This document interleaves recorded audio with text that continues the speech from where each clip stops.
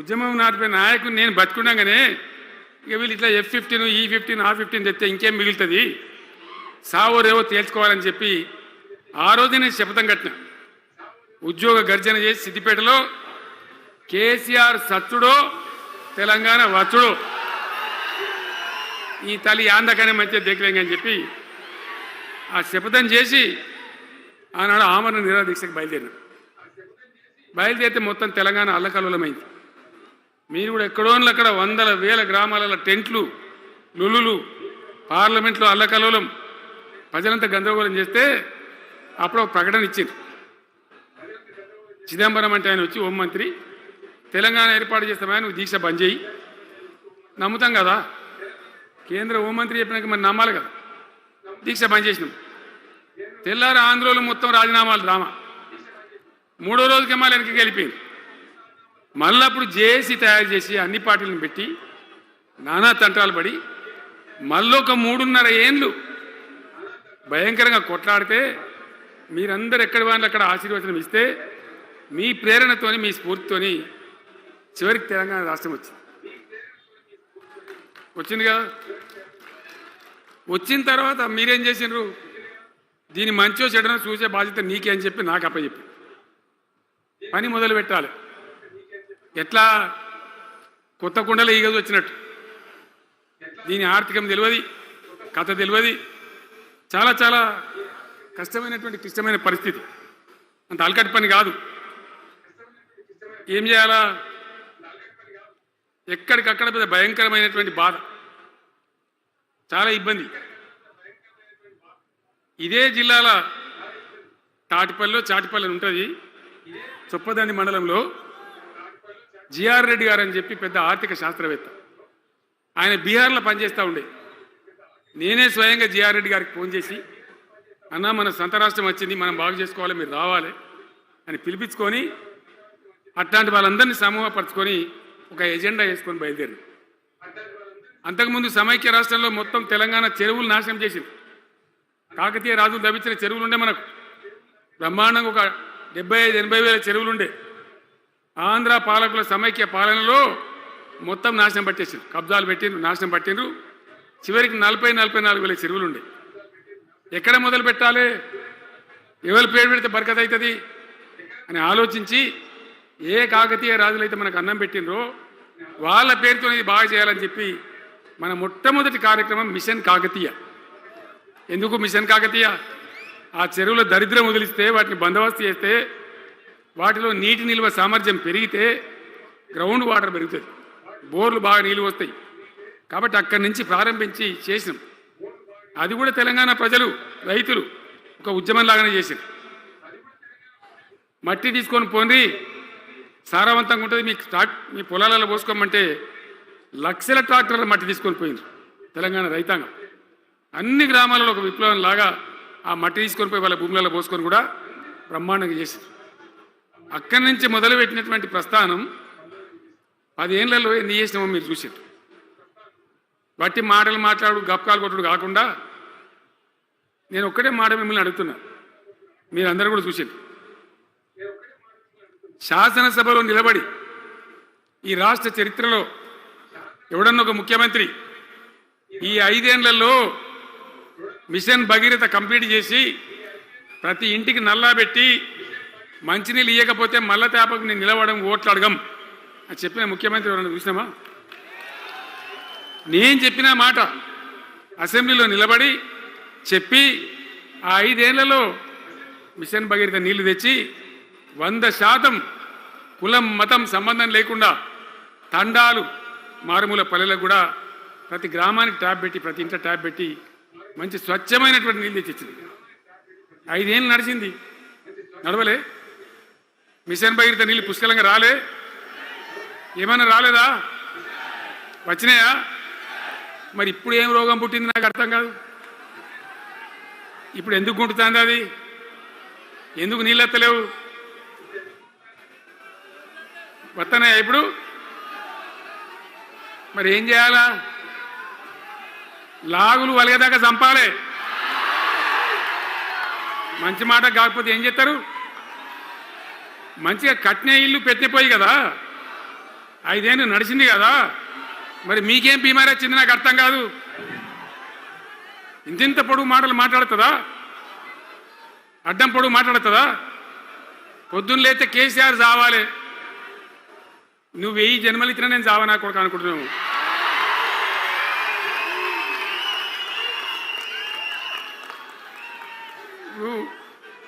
ఉట్టి మీద దాచిపెట్టింది, మన ఇళ్ళలో దాతారు కదా, ఏది ఉట్టి ఉట్టి అని ఉంటుంది. ఇప్పుడు మీకు తెలుసో లేదో కానీ ఇప్పుడు ఈ మధ్యలో ఫ్రిడ్జ్లు మోపోయిన మునుపు ఉట్టి అనేది ఉంటుండే. ఎండిపోయిన చేపలోకి నీ రొయ్యలో అవి ఉంటే మరుగులు ఉంటే దానిలో పెడుదురు. పిల్లికి అందదా ఉట్టి, కింద కూసుకొని శాపం పెడతా ఉంటుంది, తెగాలే పడాలి తెగాలే పడాలి. పిల్లి శాపానికి ఉట్టి తెగుతుందా? మరి విధవారు కేసీఆర్ చావాలంటే కేసీఆర్ చస్తాడా? మీ దీవెన మీ ఆశీర్వచనం ఉంటే జీవన్ రెడ్డి గారు అన్నాడు, నాకు 75 ఏళ్ళు వచ్చినాయి. జీవన నేను చెప్తున్నా, నాకు కూడా 72 వచ్చినాయి. నీ వెనకనే నేను కూడా లైన్లోనే ఉన్నా. నేను ఒక్కటే మాట చెప్తున్నా,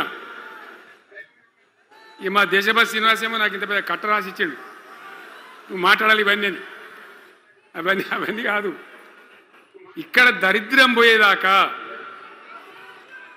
ఇక్కడ టాప్ టు బాటం అన్ని వర్గాల ప్రజలు ఇది మా తెలంగాణ, మేము గర్వంగా బతుకుతాం, సంతోషంగా బతుకుతాం, అన్ని వర్గాల ప్రజలు తలెత్తుకొని వచ్చేదాకా మనం సేవ చేయాల్సిందే, చివరి శ్వాస దాకా కూడా చేయాల్సిందే, తప్పనే తప్పదు. బ్రహ్మాండంగా ముందుకు తీసుకొని పోవాలి. మీరు కూడా నాకు 75 వచ్చింది కాదు, ఇవాళ మీరు 50-25 ఏళ్ళు తగ్గిపోయింది మీ వయసు. అంత యువకునిలాగా అంత ఉత్సాహంగా ముందుకు దూసుకొని పోదాం. తెలంగాణ ఎట్లా మంచి దాని సంగతి చూద్దాం. ఇప్పుడు అన్నీ ఒక పొదరిల్లు లాగా చేసినాం. కరెంటు చక్కగా ఉండేనా కేసీఆర్ రాకముందు? కరెంటు ఉండేనా? కేసీఆర్ ఉన్న రోజులు మంచిగా ఉండేనా?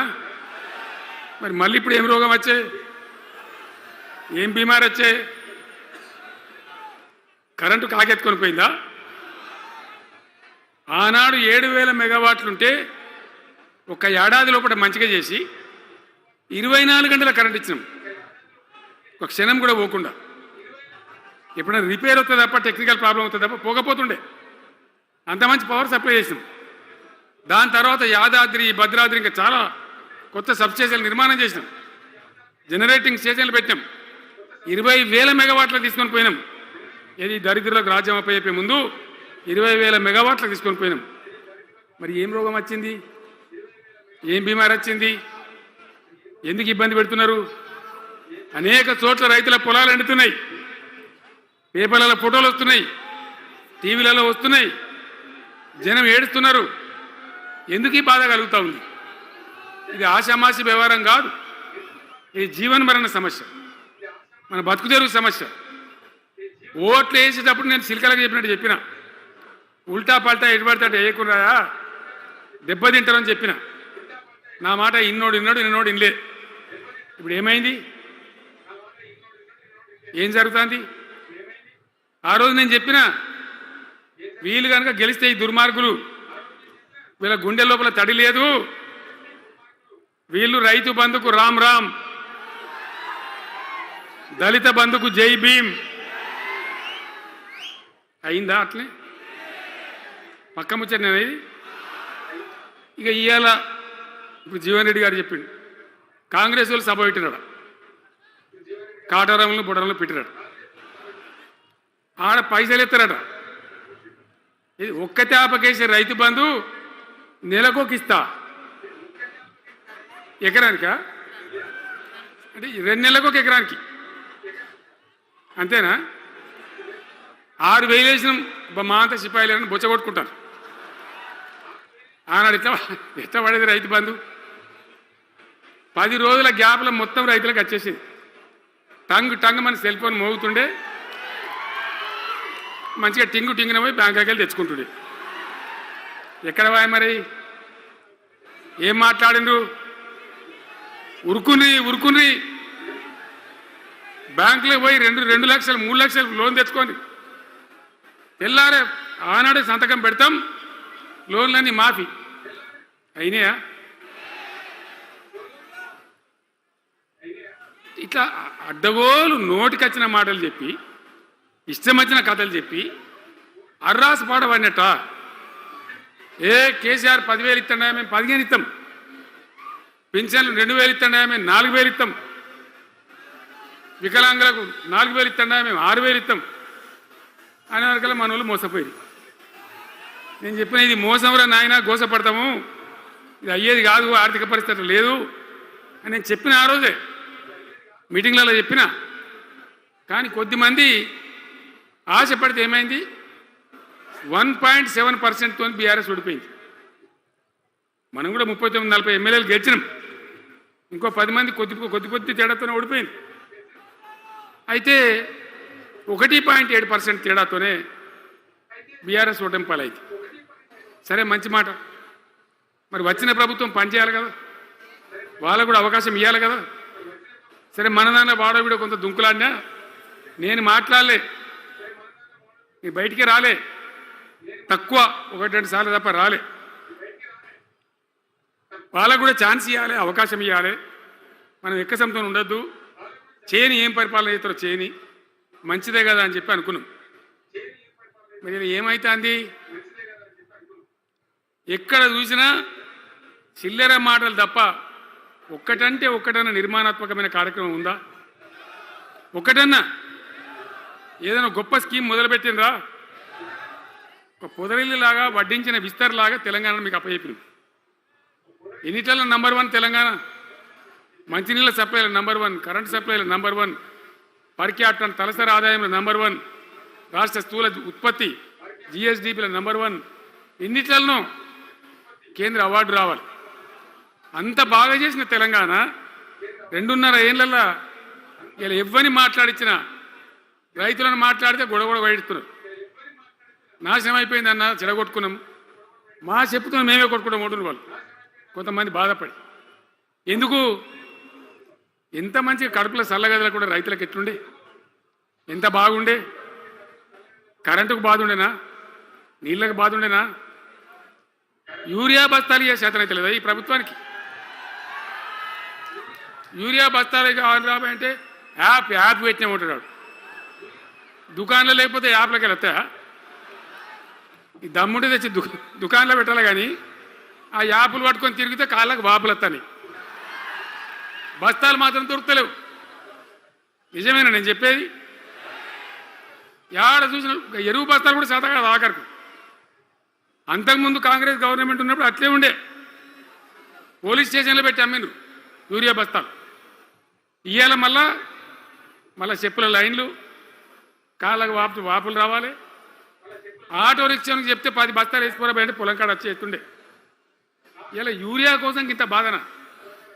ఇది ఎంత అసమర్థమైన ప్రభుత్వం, ఎంతగాని శాతగాని ప్రభుత్వం. అన్నిటికీ బాధనే కదా. బంగారం లాగున్న రైతులు ఎంత ఆనందంగా ఉండే. వానాకాలం పంటలు పండితే తడిసిన ధాన్యం కాడికెళ్ళి కొని మొత్తం బ్రహ్మాండంగా రైతులకు డబ్బులు బ్యాంకులు వేసేది, మధ్య దళారు లేకుండా. మా గంగుల కమలాకర్ వేసేది, చేయి మీద కూర్చున్నాడు సివిల్ సప్లైస్ మినిస్టర్గా, కొట్లాడి తీసుకుపోయి వేసేది. రైతులకు ముందుగా పోవాలి, వాళ్ళు పోయి మళ్ళీ సెకండ్కి పని చేసుకోవాలి. ధాన్యం అమ్మిన డబ్బులు వచ్చేది, ఇటు రైతు బంధు పైసలు వచ్చేది. రైతులు మోతాదు లేకుండ్రి, మంచిగా పని చేసుకున్నారు. ఇప్పుడు ఏమైంది? ఎరువు అనే యాపు, రైతు బంధు కోసం మొగులు చూడాలా, అది నెలకో ఎకరానికి వస్తుంది. ఇప్పుడు జగిత్యాల కేసీఆర్ సభ అంటే మళ్ళీ ఇలా పైసలు విడుదలన్నట్టు. రైతు బంధు రావాలంటే మళ్ళీ సభ పెట్టను అయింది. 3వ కిస్తీ రావాలంటే మళ్ళీ ఏమన్నా కేసీఆర్ సభ పెట్టాలి ఇక, అంతేనా? ఇది ప్రభుత్వమా?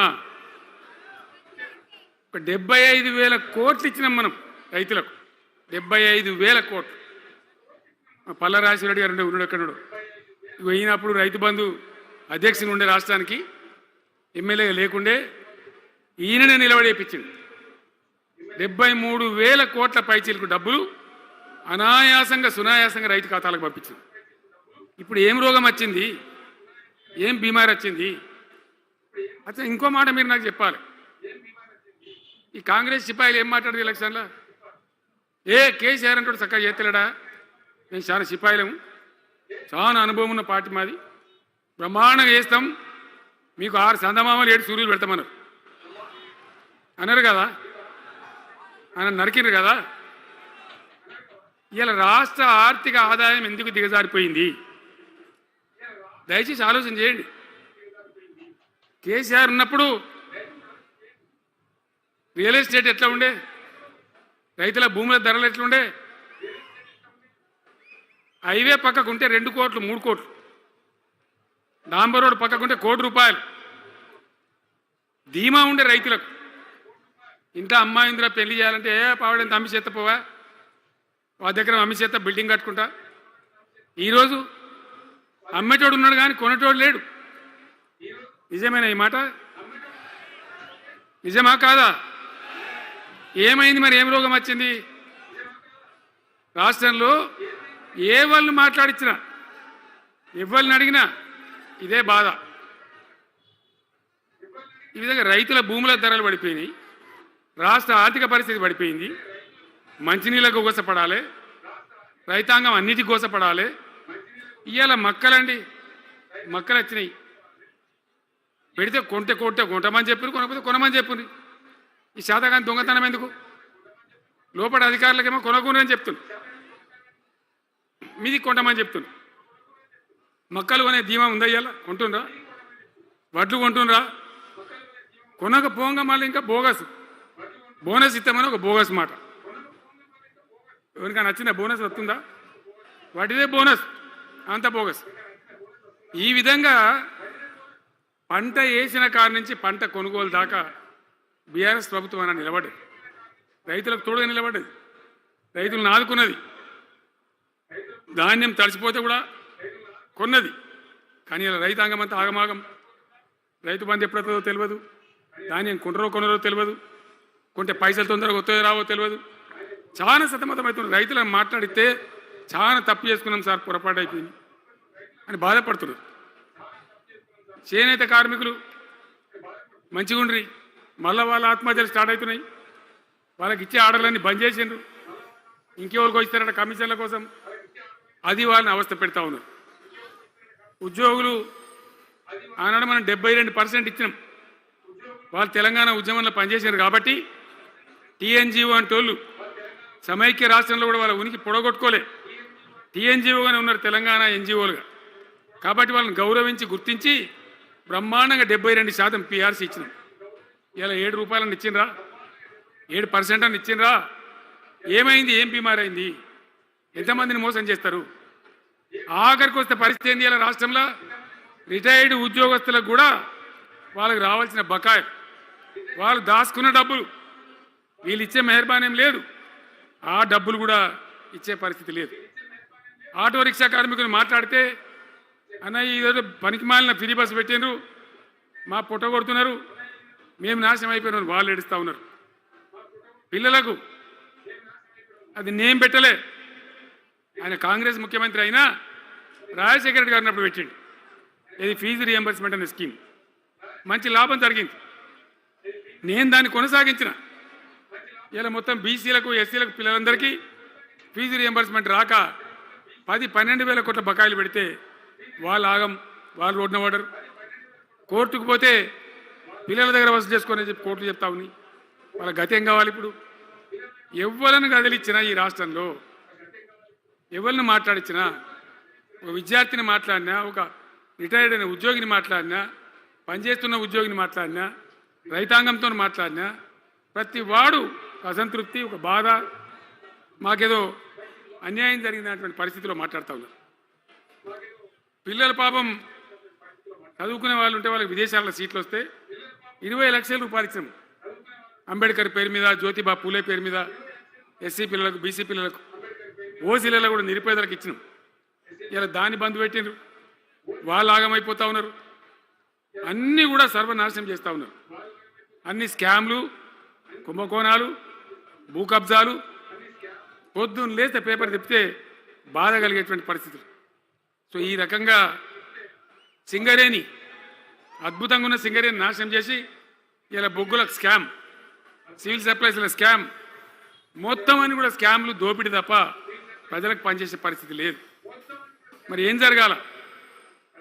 కాంగ్రెస్ వాళ్ళు చెప్పిన మాటలు వింటే ఈ మాటలు కోటలు దాటినట్టు ఇష్టం ఉన్నట్టు చెప్పారు. చివరికి ఏందిరా ఇప్పుడు 2.5 ఏళ్ళు గడిచిపోయింది. మరి ఏంది కథ? కాకి పెడదామంటే కంకెడి లేవు, పిట్టకి పెడదామంటే పిడికెడి లేవు.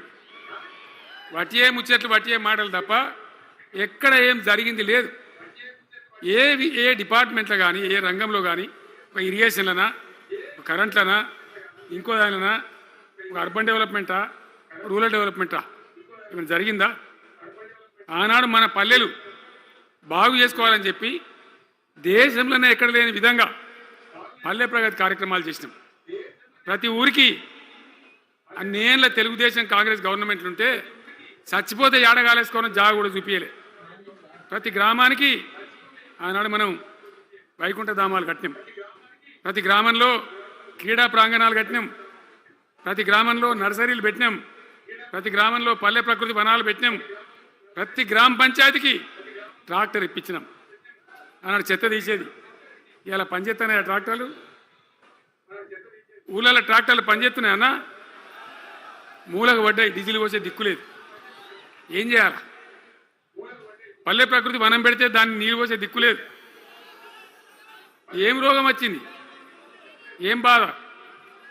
డీజిల్ లేదా? ఆ తెలివి కూడా లేదా?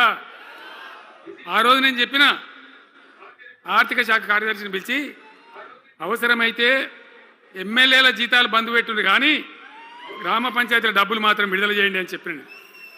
అంత టెన్షన్గా డబ్బులు పంపించేది, కార్యక్రమాలు జరిగేది, గ్రామాలు మంచిగా ఉండేది. అది నాశనం పట్టింది. మున్సిపాలిటీలు అయితే మురిక్కుపాలు అయిపోయినాయి. మరి ఏం చక్కగా ఉన్నట్టు? ఏం బాగున్నదన్నా?